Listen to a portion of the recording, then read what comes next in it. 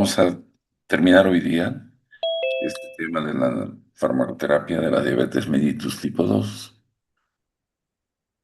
La última clase, el día de ayer, hemos empezado a analizar los fármacos de segunda línea después de la metformina y hemos estudiado las sulfonilureas, las glitazonas y hemos hablado algo de metil- las metiglitinas también hemos visto, pero comparativamente con las sulfonilureas como secretagogos que no hay en Bolivia, ¿no?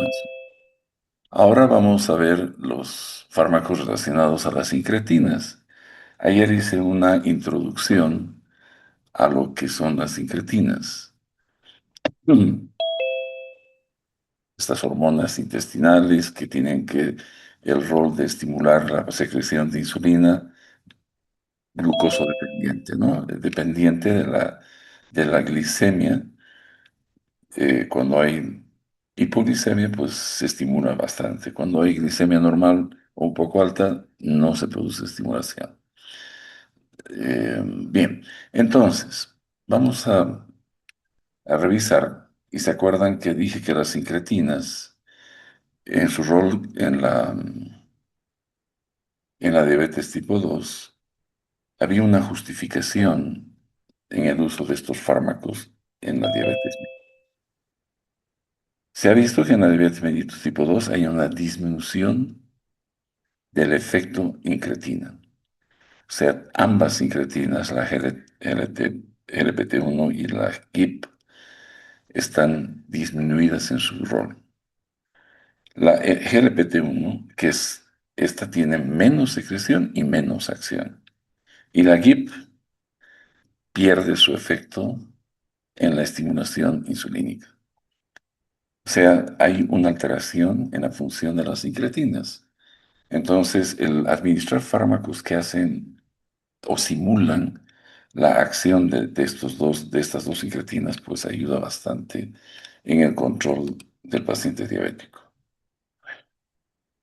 Los fármacos que usamos, que están relacionados con las incretinas, son los inhibidores de la dipeptidasa 4, que esta enzima es la que metaboliza las incretinas y les da una vida media de 1 a 2 minutos, porque hasta en 2 minutos acaba con ellas. Hay algunos fármacos que los vamos a estudiar. Luego están los agonistas del GLP-1.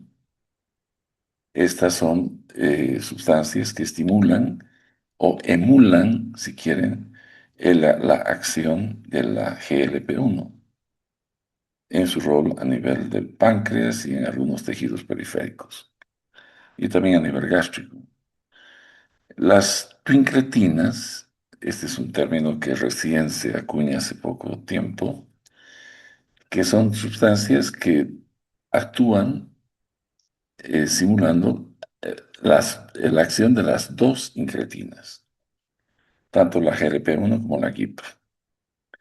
Por eso es el nombre de twin. Twin significa gemelos, ambas incretinas son estimuladas, ¿no? La GLP-1 y la GIP. Y los beneficios de estos tres grupos farmacológicos, pues, es el control glicémico y además la pérdida de peso que inducen. Esto especialmente ahora, muchos de estos fármacos han sido aprobados solo para el uso de pérdida de peso. No necesitas ser diabético. Puedes ser tratado, el paciente obeso puede ser tratado con fármacos como las twincretinas o los agonistas de GLP-1. Bien, entonces empezaremos revisando lo que son estos inhibidores de la dipeptidasa 4. En nuestro medio les he puesto acá una lista de los que existen a nivel mundial. En nuestro medio solamente dos no tenemos, la alo y la saxagliptina.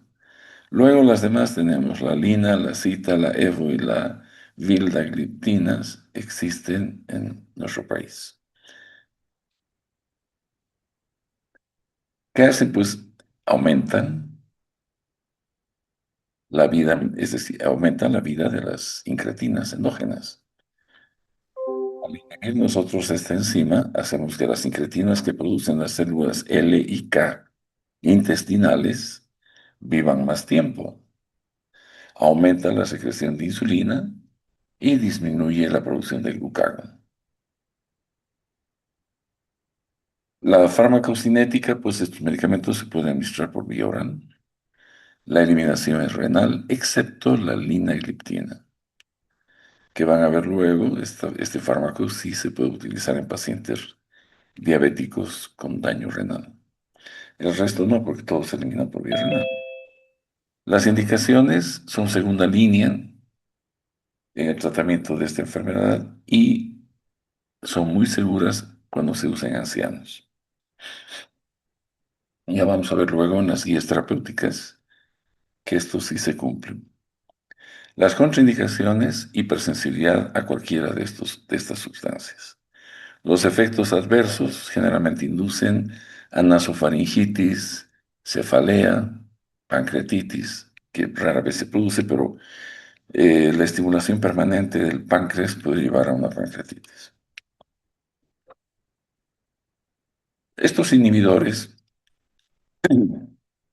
reducen aproximadamente hasta un 0,8% de la hemoglobina glucosilada. Uno de los problemas en el uso cotidiano es el costo. Son bastante costosas en relación a la metformina y a las sulfonilureas. No hay varios en nuestro medio con sus diferentes potencias en su presentación farmacéutica. Y el efecto más común es el dolor abdominal, náusea, vómito y diarrea. Obviamente que se presentan la nasofaringitis, las infecciones respiratorias, ya vamos a ver por qué. A diferencia de otros fármacos incretínico-miméticos, estas causan menos náusea y pérdida de peso o hipoglicemia.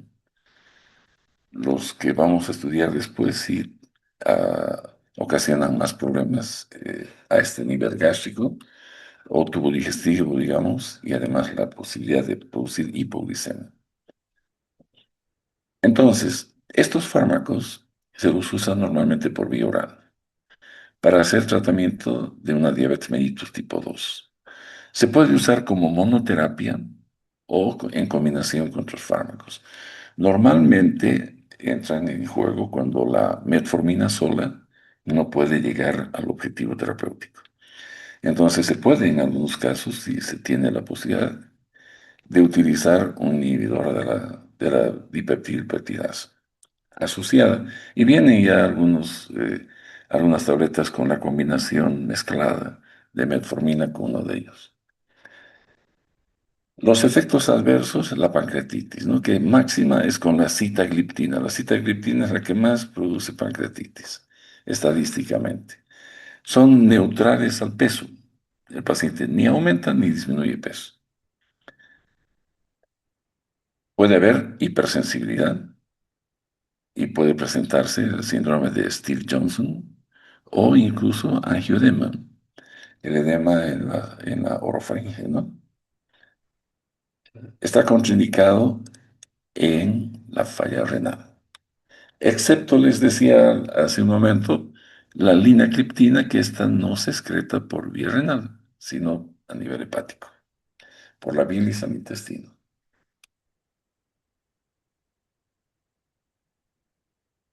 Aquí viene la explicación de por qué hay infecciones con estos fármacos. Otro efecto adverso de estos es la estructura química de estas sustancias es muy similar a un receptor llamado CD26. Este es un receptor funcional del colágeno y en nuestro organismo, cuando es estimulado, activa, es una vía alternativa para estimular los linfocitos T. Los inhibidores de la dipeptidasa lo que hacen es bloquear este receptor. Entonces hay un incremento en el riesgo de infecciones y por lo general las infecciones son de vía respiratoria alta.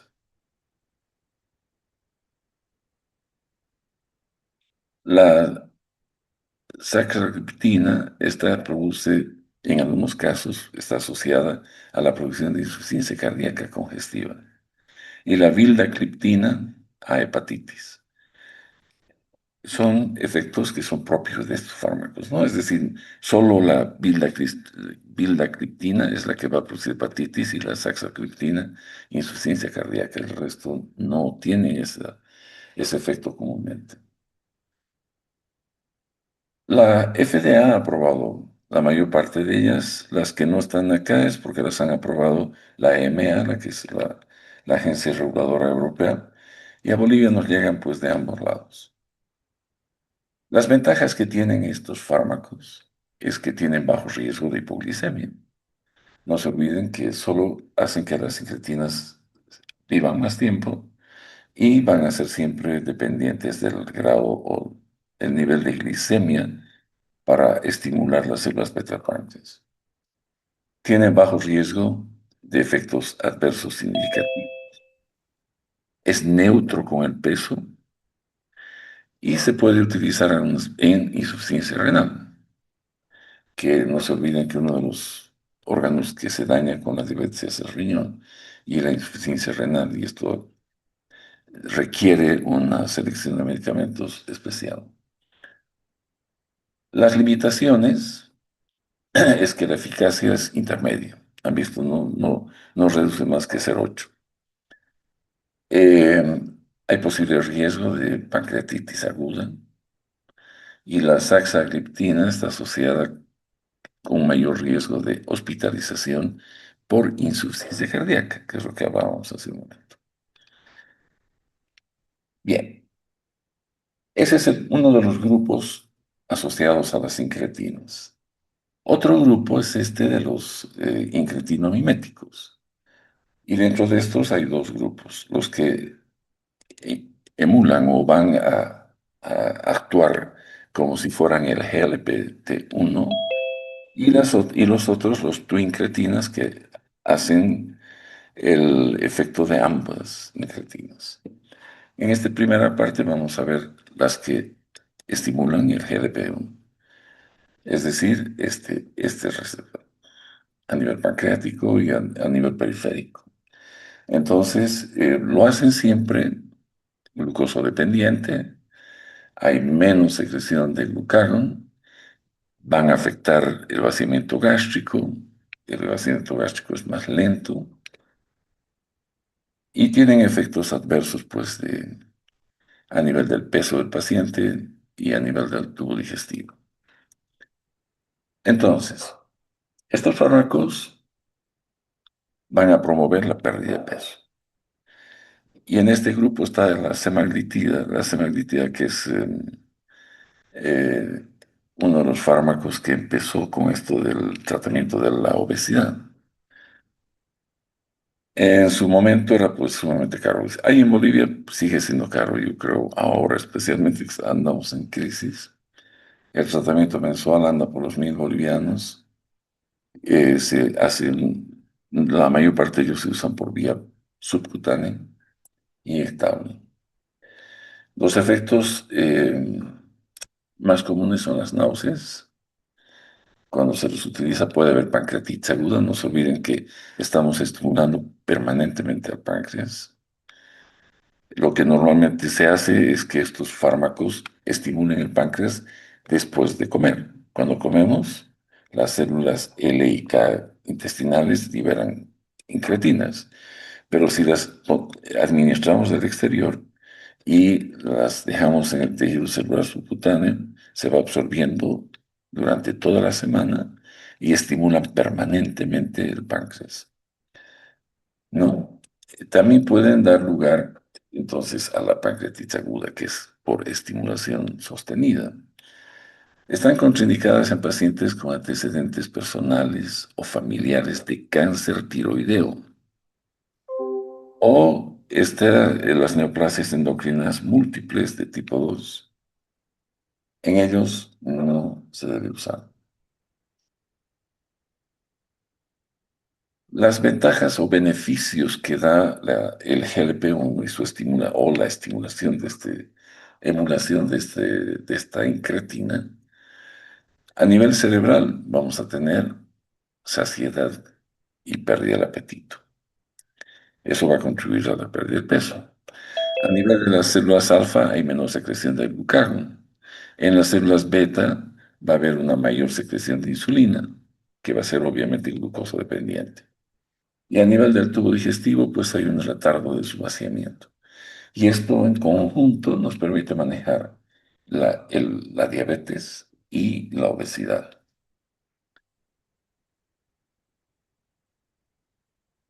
Estos agonistas lo que hacen son análogos de las incretinas, van a producir mayor estimulación de insulina, pero obviamente dependiente de la glucosa en el plasma, menor producción de glucagón y un vaciamiento gástrico retardado.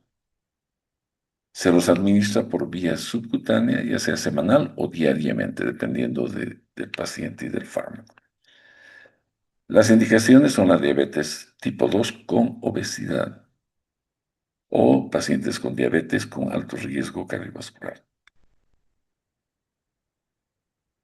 Están contraindicadas cuando hay antecedente de carcinoma medular de tiroides o que el paciente haya tenido pancreatitis. Los efectos adversos gastrointestinales y la pérdida de peso, que este efecto adverso se ha convertido en la indicación de algunos de ellos, que ya solo se producen para bajar de peso. La liraglutida, que es uno de estos agentes, es la que tiene acción más larga y una vez al día basta, ¿no? En comparación con la exenatida, que necesita aplicarse 2 veces al día. Esta liraglutida no requiere ajuste de la dosis por insuficiencia renal, mientras que la exenatida sí lo hace. La que recientemente se ha probado es que la liraglutida sea utilizada en el manejo de la obesidad. Entonces, agonista es uno de los que sirven para tratar la obesidad. ¿De dónde salieron estos fármacos? Se los descubrió en la saliva del monstruo de Gila. Su saliva contenía una cantidad de exenatin 4 y tenía un efecto hipoglicemiante. Y luego se han creado los análogos, y estos análogos son la exenatida y la lixisenatida.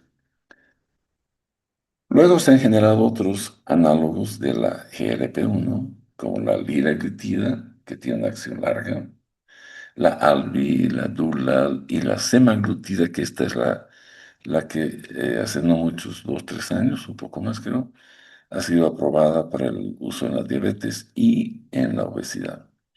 Entonces sirven para tratar la diabetes mellitus, ya sea en monoterapia o con otros fármacos. Los efectos adversos, la pancreatitis, el tubo digestivo, no se olviden, la pérdida de peso, algunos, un uso secundario es ese, ¿no? La liraglutida para la obesidad. Hay un riesgo de retinopatía diabética cuando se usa con la semaglutida. Y esta semaglutida es la que es cara, la que la gente estaba un tiempo enloquecida aquí en Bolivia. La Paz, Santa Cruz, las chicas que sentían que tenían aumento de peso comenzaron a usar bastante esto. Y las diabéticas, obviamente, que toman o tratan su enfermedad con esto, tienen mayor probabilidad de retinopatía. Está contraindicado en falla renal, la exenatida, ¿no? Uno de los efectos es falla renal, entonces no puedes dar un fármaco que va a empeorar la situación. Cuando existe estas neoplasias endocrinas múltiples, el cáncer de tiroides y la lixisenatida es excretada por el riñón. Esta no se puede utilizar cuando hay falla renal. Lo que les decía que la semaglutida oral, recientemente en 2019 sacaron esta semaglutida oral. que ha sido combinada con el caprilato sódico, que altera la absorción de las sustancias a nivel del tubo digestivo. Y el julio del 2021, se ha probado que la semaglutida sea utilizada para manejar la obesidad o el sobrepeso crónico, porque ocasiona una disminución del apetito, el vaciamiento gástrico se retarda y esto hace que el paciente pues baje de peso. Las ventajas que tienen, altamente eficaces, bajo riesgo de hipoglicemia, producen pérdida de peso comúnmente. Algunos hablan hasta de 10-15% de peso corporal, cuando se hace tratamientos hasta de 6 meses, pero siempre debe ser supervisado por un endocrinólogo. Al menos esas son las recomendaciones. Eh, las limitaciones que tienen es que tienen efectos adversos potenciales, como la náusea, el vómito, la diarrea, y puede haber dolor en el sitio de la inyección, que es mínimo, pero hay gente que se comienza a incomodar con eso. Los efectos cardiovasculares, hay protección cardiovascular recomendada en ensayos clínicos como el LEADER, donde se ha usado la liraglutida, y el Sustain 6, en la que se usa la semaglutida, y se ha visto que hay protección cardiovascular. Esos efectos son además beneficiosos en pacientes que tienen macro y microangiopatías ocasionadas por la diabetes.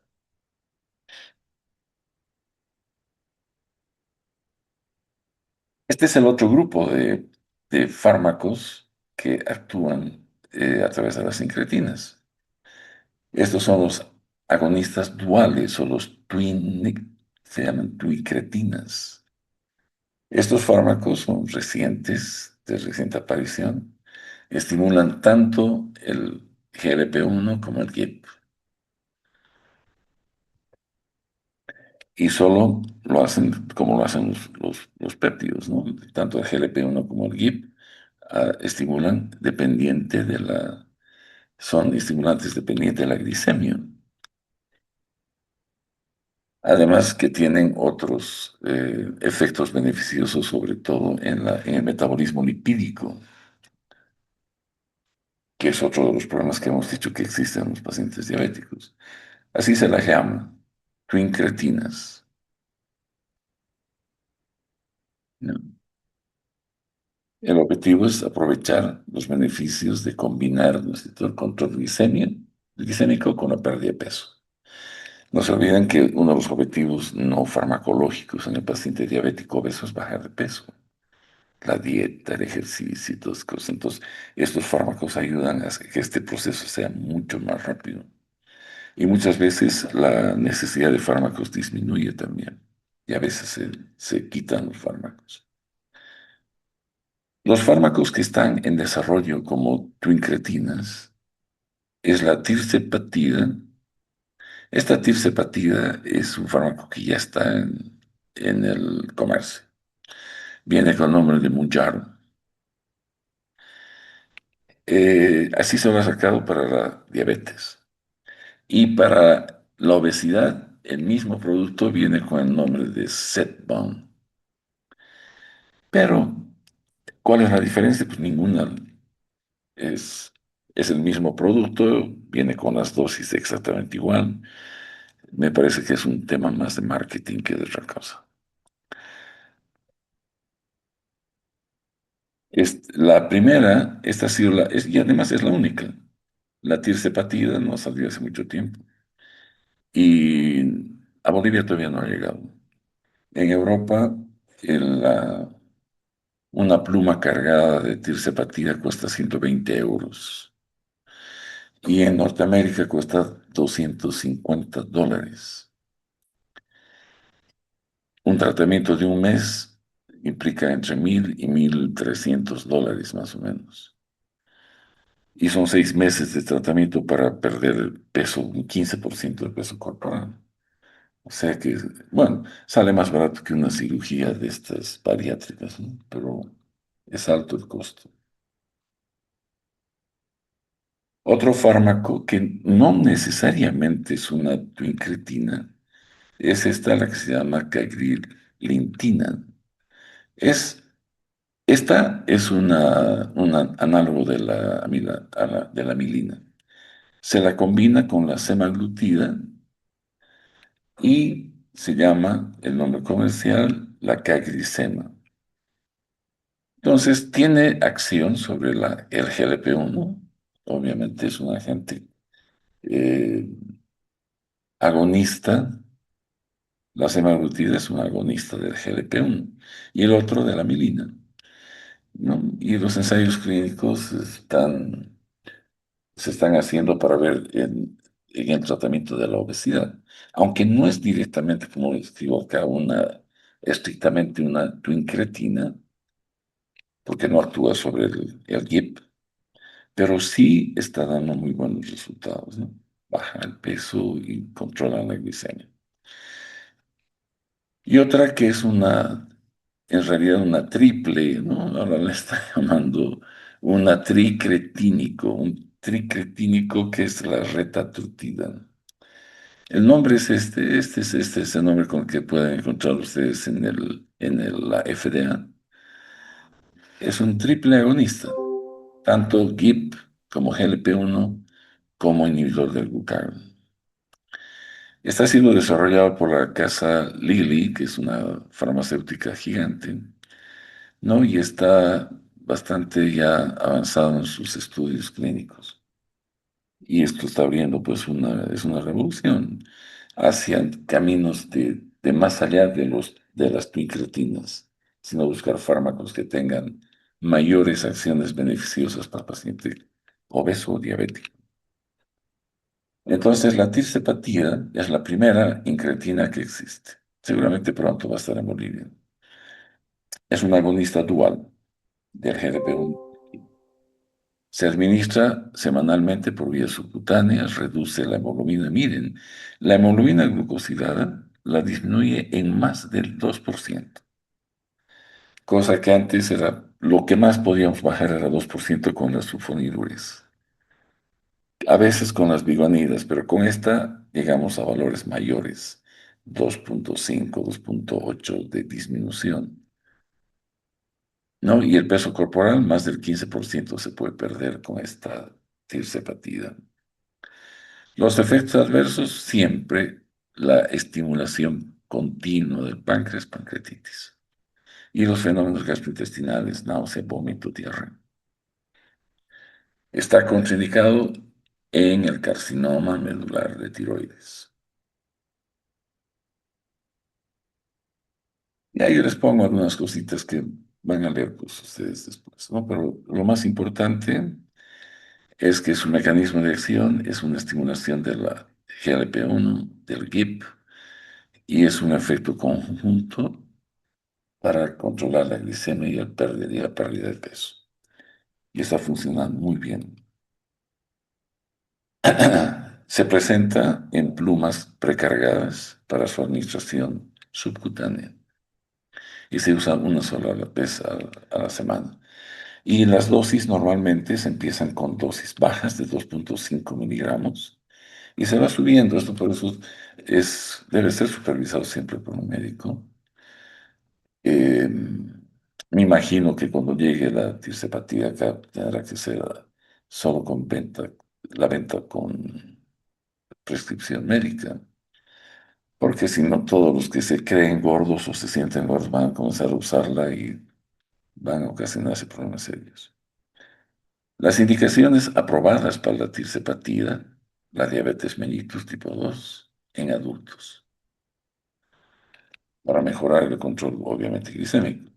En la obesidad o sobrepeso, como morbilidades, ¿no? Esto va a depender del agente regulador, la FDA, la EMEA, etcétera, que autoriza o no y en los países en los que. En Bolivia solo traen y, bueno, veremos quiénes autorizan o quiénes supervisan el trabajo.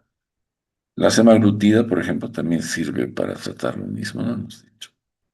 Los beneficios, hay una reducción de la hemoglobina glucosilada hasta 2,5%.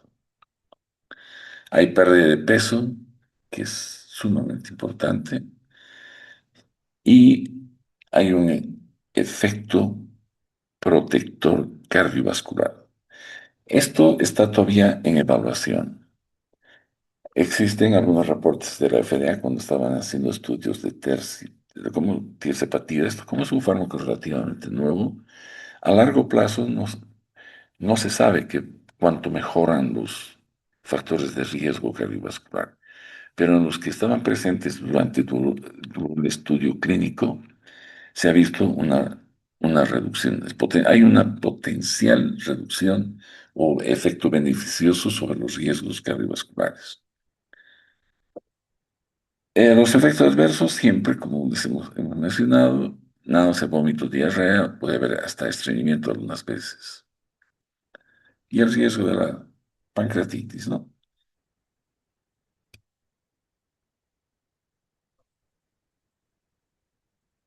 Hay otros fármacos que son agonistas del receptor GLP-2. Estos fármacos, como la tedurutida, no son fármacos para diabetes mellitus. Se usan para el síndrome de intestino corto, aumenta la absorción, aumenta la proliferación de células epiteliales intestinales, que es la causa de la mala absorción. Estos síndromes de intestino corto pues dan desnutrición y graves problemas. Entonces, el estimular el GLP-2 a nivel intestinal mejora el proceso de absorción, pero lamentablemente también se acompaña con cosas que no están muy bien para el paciente. Cáncer de colon, ¿no? Puede haber síntomas tipo resfrío y alteraciones del péptido inhibidor gástrico del GIP. Entonces, esto puede ocasionar problemas también. Hay estas sustancias que no se deben confundir. Esta acaba como glutida, pero es un estimulador de GLP-2 y no sirve para diabetes. En el futuro próximo, en relación a estos fármacos, pues se están apostando al desarrollo de fármacos que trabajen con las incretinas.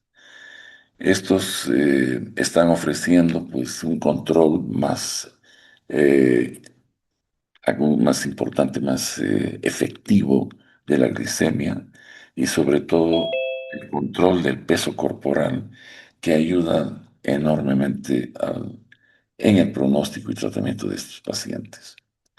Hay algunas como esta, la survodutida.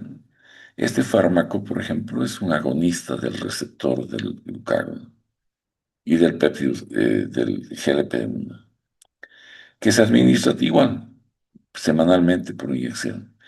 Esta está siendo todavía estudiada, está en una fase clínica ya avanzada, ¿no? Y se está estudiando para pacientes con sobrepeso y obesidad, sin diabetes. O sea, ya está dando camino esto de las incretinas al manejo de condiciones de riesgo cardiovascular como la obesidad. La retatrutida, este es un fármaco que ya lo he mencionado hace un momento, este es su nombre, todavía está en la FDA con este nombre. Es otro agonista selectivo, potente y efectivo, que prolonga aquí.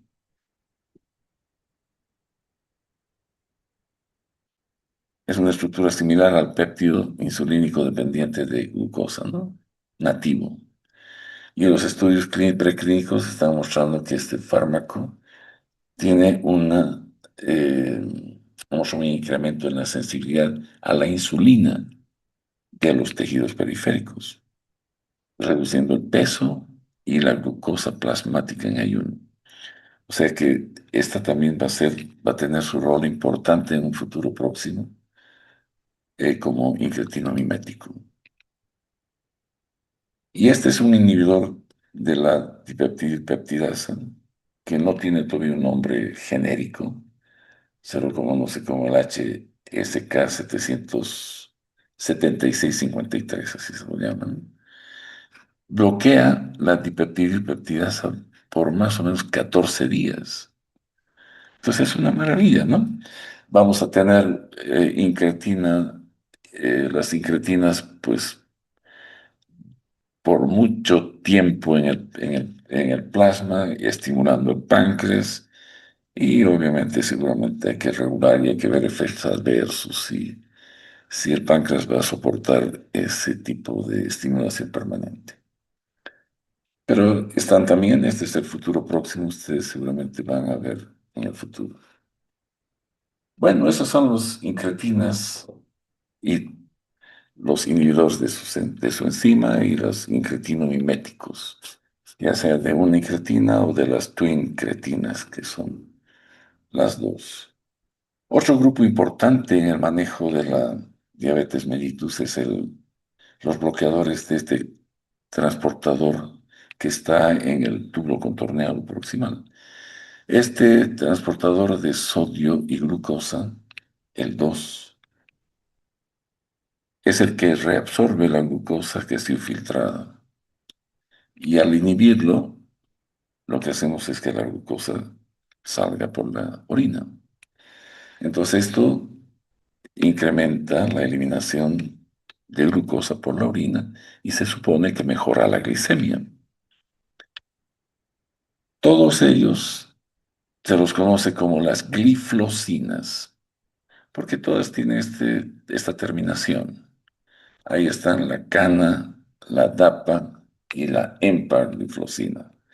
De estas dos de ellas hay en nuestro medio, la DAPA y la EMPA, y se las usa justamente para bloquear la reabsorción de la glucosa en el túbulo proximal, se las da por vía oral, tienen una eficacia dependiente de la función renal. Cuando no hay función renal, pues no funciona esta. Están indicadas en la diabetes mellitus con enfermedad cardiovascular o insuficiencia cardíaca o renal. Esto tienen efectos antiinflamatorios, regenerativos. En la insuficiencia cardíaca seguramente han aprendido todos, en la práctica hemos reforzado que dentro de los cuatro pilares del manejo de una insuficiencia cardíaca están estos fármacos que inhiben a este transportador de sodio y glucosa a nivel del túbulo contorneo proximal. Porque no nos interesa la glicemia, nos interesa el efecto antiinflamatorio y de detener o revertir el remodelamiento miocárdico. La matriz celular del miocardio revierte sus cambios y este es uno de los grupos que apoya esto. Entonces, algunas contraindicaciones, por si no hay un buen filtrado glomerular, que sea, si es menor a 30 mililitros por minuto, pues no se usa. Y si hay cetoacidosis diabética, tampoco. Los efectos adversos de este tipo de fármacos, pues al haber glucosuria, predispone a la infección urinaria, especialmente en la mujer, un introito húmedo, caliente y con glucosa es un caldo de cultivo para el coli y todas las bacterias que están por ahí. ¿No? Entonces puede haber infección de la urinaria, una cistitis, una uretritis o puede haber incluso una infección de genitales, ¿no? Vaginitis, vulvitis, etc. Y también puede llevar a una cetosis euglicémica. ¿Esto qué significa? Que puede entrar paciente en cetosis y tener una glicemia normal. Estos son los fármacos, ¿no? Son costosos estos fármacos, pero ya los tenemos en el medio y en algunos pacientes, pues especialmente los que tienen, además de la diabetes, factores de riesgo cardiovascular se pueden utilizar con mayor propiedad. El mecanismo de acción, pues, reduce la reabsorción de glucosa. Se usa en la diabetes mellitus.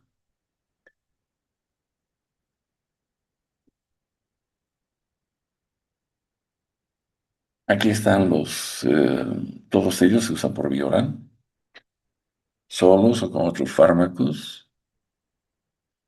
Existen combinaciones de dosis fijas, ya puede ser con la metformina o con los inhibidores de la dipeptidasa. Entonces ya están en la arena terapéutica en nuestro medio.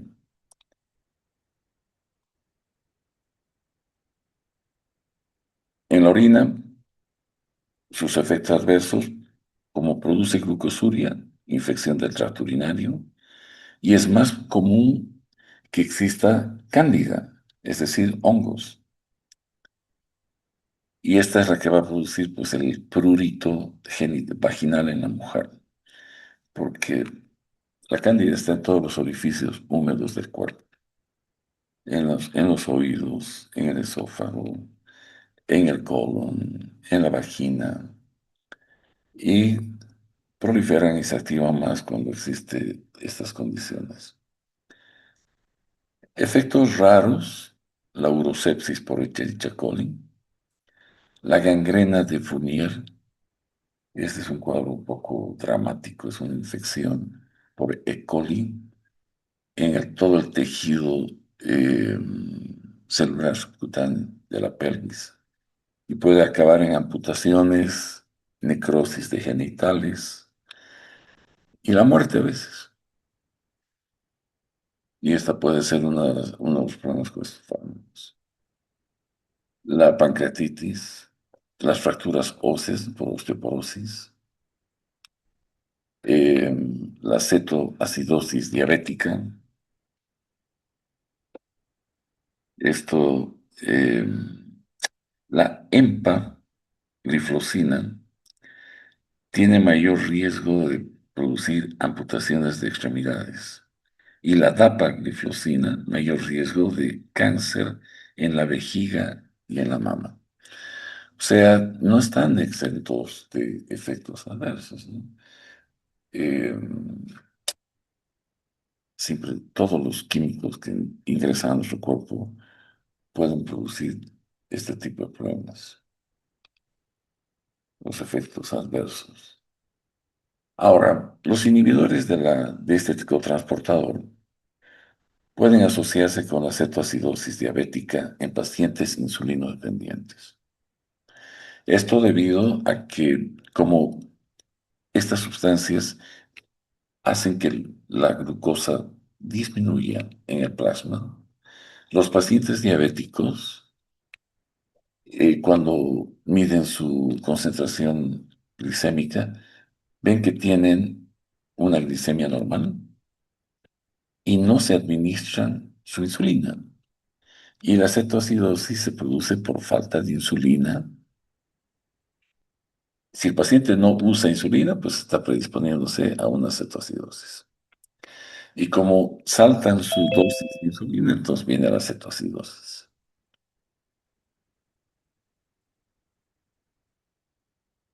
Esa es la relación que hay. Bien, y para terminar entonces el tema, voy a hablar de un grupito que también existe en nuestro medio, el fármaco, uno de ellos, que es la voglibrosa.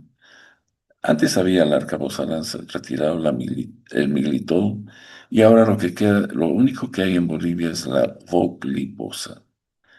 Este es un medicamento que lo que hace es inhibir el metabolismo de los almidones y disacáridos a nivel del intestino y no se produce la glucosa absorbible.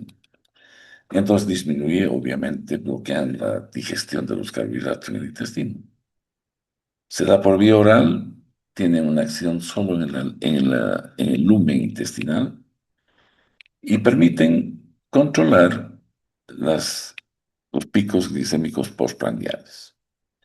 Y esto es útil cuando los individuos diabéticos tienen ingestas o dietas altas en carbohidratos. Entonces, no se deben dar cuando hay infección intestinal crónica o cirrosis. Los efectos adversos son flatulencia, diarrea, distensión abdominal. Como quedan los azúcares estos en el tubo digestivo, las bacterias pues fermentan, producen gases y las usan estos amidones y azúcares compuestos en su metabolismo y producen todos estos problemas intestinales. Entonces, su mecanismo de acción es bloquear la alfa-glucosidasa, que es la que descompone estos compuestos de glucosa eh, compuesto, ¿no? Entonces, no permiten que la glucosa quede libre para su absorción. La FDA ha aprobado estos fármacos solo para la diabetes mellitus tipo 2. Su uso es en la hiperglicemia postprandial y sus efectos adversos son estos, los que ya les he mencionado, debido a que se quedan en el almidón los disacáridos y pues las bacterias se alimentan de ellos y generan gas, flatulencia y todo lo demás, y hasta diarreas. Entonces, el que tenemos en nuestro medio es el Vogelbosen. Eh, Se usa para controlar la hiperglicemia postprandial, que ya lo he mencionado. Sus efectos adversos están contraindicados cuando hay falla renal, porque se eliminan sin cambios a nivel renal. La enfermedad inflamatoria intestinal también contraindica su uso. Y la gastroparesia, que es eh, un vaciamiento gástrico lento, retardado. El estómago debe vaciarse en 2 horas, pero cuando tarda más tiempo es porque hay una paresia gástrica, no se está contrayendo. Normalmente los diabéticos hacen neuropatías que a veces repercuten en el vaciamiento gástrico. Es muy común diabéticos que se quejan de toda una dispepsia por gastroparesia. Se retienen el alimento, se sienten llenos durante más tiempo que el normal. En 2 horas uno debe estar ya con todo el estómago vacío.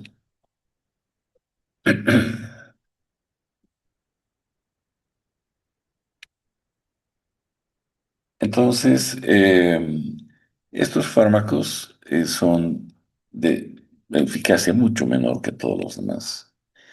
Miren, hasta 1% pueden bajar el, la hemoglobina glucosilada, las sulfonilureas, la metformina y todos los demás son muchos de ellos superiores a estos.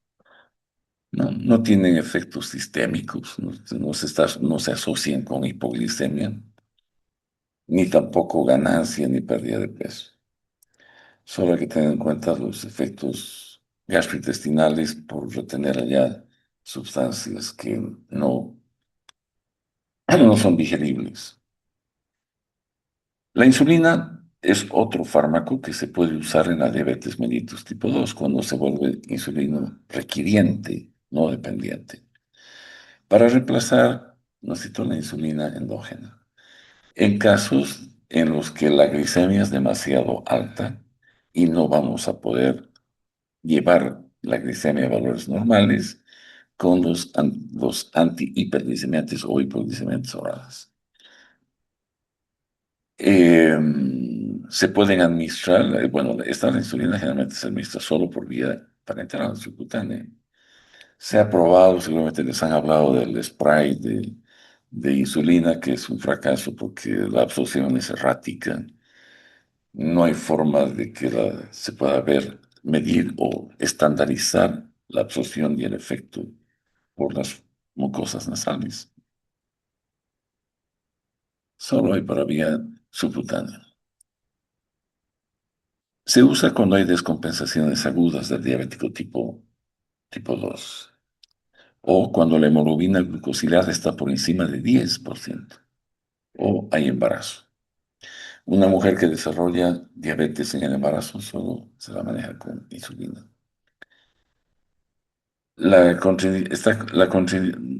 No hay una contraindicación absoluta para usar estos fármacos, como las insulinas, y los efectos adversos, pues es el único que puede producir realmente hipoglicemia. Y el aumento de peso que, bueno, eso también va solo por la insulina. Y para terminar, entonces, veamos, hemos visto los 9 grupos farmacológicos que se pueden utilizar. Y me he basado en la guía terapéutica latinoamericana del manejo de de esta diabetes mellitus tipo 2. Ahora vamos a ver algunos esquemas el esquema y cómo es que se maneja esto. En este esquema que ustedes ven acá, esta es una guía terapéutica. El primer paso es determinar en qué nivel está la glicemia o la hemoglobina glucosilada. De acuerdo a esto, primero vamos, el grado de control glicémico nos va a definir nuestras etapas terapéuticas. Cuando la glucosa está por menos de 180 o la hemoglobina glucosilada menos de 8, normalmente el tratamiento es monofarmacológico, metformina. ¿Puede combinarse? Sí, se puede combinar si es que no hay un buen control con las sulfonilureas, los inhibidores de la dipeptidasa, las glitazonas, todos los que hemos visto, pues, como fármacos de segunda línea. Con cualquiera de ellos se puede hacer combinación. Cuando esta hemoglobina glucosilada está entre 8 y 10 o la glicemia va de 180 a 240, vamos a utilizar la metformina más cualquiera de estos otros dos también. Normalmente se empieza con la metformina y luego se añade un segundo fármaco, una terapia dupla, hasta lograr el objetivo terapéutico de bajar a menos de 7 la hemoglobina glucosilada. Pero como la mayor parte de ellos solo bajan 2, y el paciente si está con 10 de hemoglobina, digo de hemoglobina glucosilada, máximo vamos a bajar hasta 8. Si bajamos de 10 menos 2 son 8. Y nosotros tenemos el objetivo terapéutico de bajar a menos de 7. Entonces, esto obliga generalmente a utilizar 2 fármacos cuando tenemos valores tan altos. Y cuando la hemoglobina glucosilada está por más de 10 y el paciente está sintomático, debe usarse insulina basal más metformina. La insulina basal es esta que reemplaza a la insulinemia basal. Son insulinas de acción prolongada, 24 horas. Más la metformina, con eso vamos a lograr controlar seguramente y bajar la glicemia a niveles euglicémicos y en el tiempo vamos a controlar a los 3 meses la hemoglobina glucosilada. Si el paciente está asintomático, podemos hacer combinaciones de fármacos todavía por vía oral. Metformina más sulfonilureas o inhibidores de la dipeptidasa. Y si no podemos controlar, pues vamos a ir a la insulina. Entonces, el primer criterio para seleccionar un tratamiento es el grado glicémico, ya sea medidos en glicemias en ayuna o hemoglobina glicosilada. Otro criterio terapéutico es la condición clínica predominante en el paciente. Si tenemos un paciente que tiene insuficiencia renal, como dice acá, no podemos usar la metformina. Entonces vamos a usar un inhibidor de la dipeptidasa y podemos asociarla a las litazonas. Si el paciente es mayor de 75 años o tiene fragilidad metabólica, tampoco podemos usar la metformina. Vamos a usar los inhibidores de la dipeptidasa y puede ser que vayamos a combinarla con la insulina basal, si es que necesita más por la edad. La gente de más de 75 años, pues hemos visto que hay una serie de fármacos que no podemos usar, pues las posibilidades de hacer estados hipoglicémicos o cuando hay falla renal ya los órganos están generalmente funcionando mal en el anciano. Entonces vamos a tener que acudir, quizás metformina, pero nunca sulfonilureas, inhibidores de la dipeptidasa y hasta la insulina. Y finalmente, cuando el paciente es obeso, en grado 2, la metformina también entra en juego, pero vamos a ir directamente ya a los incretinomiméticos o a los bloqueadores del transportador sodio-glucosa en tubo contorneado proximal. Entonces, este gráfico les da una idea más o menos del protocolo actual que se maneja la diabetes mellitus tipo 2. En esto que observamos que cuando la hemoglobina glucosilada es menos de 8, monofármaco más estilo de vida. Entre 8 y 10, terapia dual, metformina más algo. Si es más de 10, triple terapia o insulina basal más metformina. Y cuando la hemoglobina glucosilada está más de 10 o la glicemia más de 300, insulina desde el inicio. ¿No? No hay que probar acercamientos por vía oral. Solo, ¿no? Hay que dar insulina más metformina quizás. Vean ustedes, esta es una tabla que les va a servir a ustedes para saber la potencia de los fármacos. ¿Cuáles son los más potentes en bajar la hemoglobina glucosilada? Primero, la insulina. La insulina puede bajar hasta 3,5% de la hemoglobina glucosilada. Luego están las incretinas, estas twin cretinas, como la tirzepatida, que baja hasta 2,3, ¿no? Hemos visto hasta 2,5 en algunos. Y después está el resto, pues. No hay otras. Normalmente las sulfonilures, aquí están unos 5, las bigonidas unos 5, pero la mayor parte de los autores también hablan de 2%. Está sacado de un libro de terapéutica en inglés, de una versión del año pasado, pero más o menos los valores son aproximados. No he querido modificar los valores que dice el texto, pero muchos, y lo he dicho varias veces, que las biguanida y las sulfonilureas bajan hasta 2%. Y luego están recién las incretinomiméticas. Los puntos claves es cuáles son los más potentes: las sulfonilureas, las incretinomiméticas y la insulina. Los inhibidores de la dipeptidasa y los inhibidores de la alfa-glucosidasa tienen efectos modestos, pero muy buen perfil de seguridad. Los incretinomiméticos y los que inhiben al transportador sodio-glucosa ofrecen beneficios adicionales como el manejo del peso, la protección cardiovascular y renal que tienen. Es más, se está llevando su uso a otras enfermedades que no son diabéticas, sino a la insuficiencia cardíaca, a problemas cardíacos crónicos como la cardiopatía isquémica, etc. La insulina es la más potente, pero es la que más riesgos tiene de producir hipoglicemia y aumento de peso además. Entonces, estos son puntos claves que ustedes deben acordarse cuando están frente a un paciente con este problema. En conclusión, la diabetes mellitus requiere un enfoque individualizado. Siempre hay que iniciar con cambios en el estilo de vida más metformina.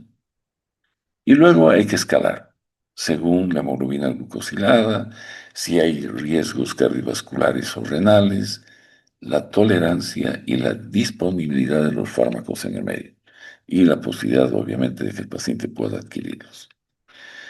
El uso racional mejora el pronóstico y la calidad de vida de los pacientes. Entonces, hay que tener una racionalidad, hay que entender lo que le pasa al paciente y cómo lo estamos ayudando. Y con esto he terminado mi ciclo de clases de este año. Supongo que ya no los voy a ver más que en algunos pasillos. Hasta siempre y les deseo mucha suerte en todo. Gracias por estar en la clase. Chao chicos, hasta luego. Muchas gracias, doctor. Hasta luego. Doctor, Hasta chévere, luego, doctor. doctor. Gracias.